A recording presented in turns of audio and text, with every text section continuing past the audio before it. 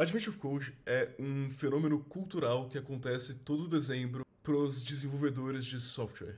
O que exatamente que é o Advent of Code? Entre os dias 1 e 25 de dezembro, a gente recebe, cada dia, um puzzle que vai progressivamente ficando mais difícil para a gente resolver. Como você pode ver, eu tô aqui no dia 1, é de manhã bem cedo agora, e o próximo puzzle só desbloqueia daqui 21 horas, no dia 2 de dezembro. Desenvolvedores de todo mundo resolvem isso, é bem legal, é algo que vale a pena se fazer. É bom para treinar linguagens novas de programação, para aprender a linguagem, porque como os puzzles começam bem fáceis e vão ficando cada vez mais difíceis, é muito legal treinar suas habilidades numa linguagem nova. E é algo que vai te ajudar a pensar em como desenvolver algoritmos melhor. 2023 só tem um problema, só que se a gente vier aqui em Advent of Code 2022, a gente tem todos de 2022, temos também todos de 2021, e isso acontece todo ano. Todo ano você tem Advent of Code. E pode parecer que isso não tem absolutamente nada a ver com entrevistas, ou com conseguir um emprego, ou com algoritmos, ou sei lá, mas pra mim já teve. Porque um tempo atrás, em uma das entrevistas que eu fiz, o Engineering Manager, ele viu que eu tinha um projeto de Advent of Code. Eu resolvi o Advent of Code no meu GitHub, tava lá resolvido em Rust, e ele achou aquilo muito interessante, e a gente conversou sobre Advent of Code durante uns 2, 3 minutinhos, e, enfim, no final desse processo seletivo eu de fato ganhei uma proposta. Então, assim, pra mim Advent of Code já foi relevante. É algo que eu acho que vale a pena, pelo menos você conhecer, mas vale a pena fazer. Vamos aqui então ler o problema do dia 1 do Advent of Code. Eles dão uma descrição bem grande, você não precisa ler tudo, mas é legalzinho, é algo sobre elfos e Natal. Mas o que a gente tem que fazer tá aqui embaixo. A gente tem uma lista de strings.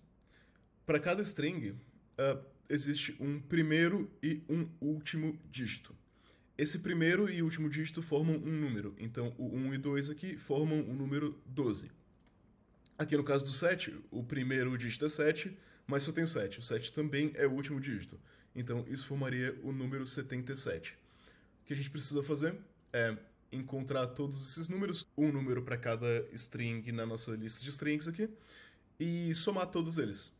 O Advent of Code nos dá um input teste para a gente ver se essa nossa solução funciona, e depois ele nos dá um input real para a gente inputar aqui na resposta e responder. Esse ano eu decidi fazer o Advent of Code na linguagem Go, então vamos lá escrever o algoritmo para resolver esse primeiro problema. A primeira coisa que eu geralmente faço aqui é pegar o exemplo e também pegar o puzzle de input, que é esse arquivo inteiro aqui, e colocar eles num arquivo chamado example.txt e input.txt. Aí a gente consegue testar se a resposta que o nosso algoritmo dá para o exemplo aqui é a mesma resposta que tem no Advent of Code. Aí sim, a gente pode rodar com input e imputar essa resposta no site. Vamos começar a nossa solução aqui em Go. Aqui a gente tem um arquivinho de Go que printa um Hello World. E acho que a primeira coisa que a gente faz é a gente precisa ler o nosso example.txt. Então vamos criar um métodozinho aqui, eu não vou entrar em detalhes, para a gente ler isso aqui e transformar num array de strings. Você não precisa ver essa implementação, não tem absolutamente nada a ver com o que a gente está fazendo aqui. Eu estou só abrindo o example.txt, transformando ele num array de linhas e retornando ele aqui. E agora a gente pode printar nossas linhas, são as linhas do exemplo. Outra coisa que eu gosto de fazer é que, na real, eu menti pra vocês, não é um problema por dia, são geralmente 2 problemas por dia, um fácil e um difícil. Então eu gosto de separar isso aqui em 2 métodos, problem 1 e problem 2, e aí eu posso rodar eles a partir do main. Isso aqui, essas nossas linhas, a gente vai printar a partir do problem 1 e a gente vai chamar o problem 1 do main. Se eu der um runMain.go, ele está chamando o problem 1 e printando nossas linhas, tudo certo. Esse problema ele é bem simples, ele não requer muita explicação, então vamos só ir resolvendo ele. A primeira coisa que a gente precisa é uma soma, a resposta final, a gente começa ela como sendo 0, e para cada linha a gente vai somando o valor dos dígitos na nossa soma. Então vamos dar um loop por todas as linhas. Esse aqui é o index a gente não precisa. A gente pega a nossa line e a gente faz um range lines. Penso aqui em inicializar duas variáveis, a variável start, que é um char vazio, e a variável end, que também é um char vazio. Aí, conforme a gente for percorrendo a nossa string, a gente vai alterar os valores de start e de end. Vamos fazer um loop para cada char dentro da nossa string. Então, aqui, line, range. Isso aqui eu aprendi hoje. O nosso start e o nosso end, se a gente declarar assim em Go, eles vão ter o valor 0. Então, se o nosso start for igual a 0, na verdade, a gente precisa primeiro checar se o nosso char é um inteiro. Então a gente dá um if Unicode is digit, passando o char. Se o nosso char não for um dígito, a gente não faz nada. Se ele for um dígito e o nosso start for igual a 0, a gente vai dar um start igual a char. Ah, mas isso aí pode dar problema se a gente tiver um 0 aqui no meio, por exemplo? Não, porque o nosso char aqui, ele não é do tipo int. Então, se eu tiver isso aqui, não vai dar true, vai ser false, entendeu? Então não tem problema a gente fazer comparação de start com 0 e mudar o valor de start. Então tá, a gente garantiu que o nosso start ele vai mudar de valor só na primeira vez que ele encontrar um dígito, e o end a gente pode mudar de valor todas as vezes que a gente encontrar um dígito.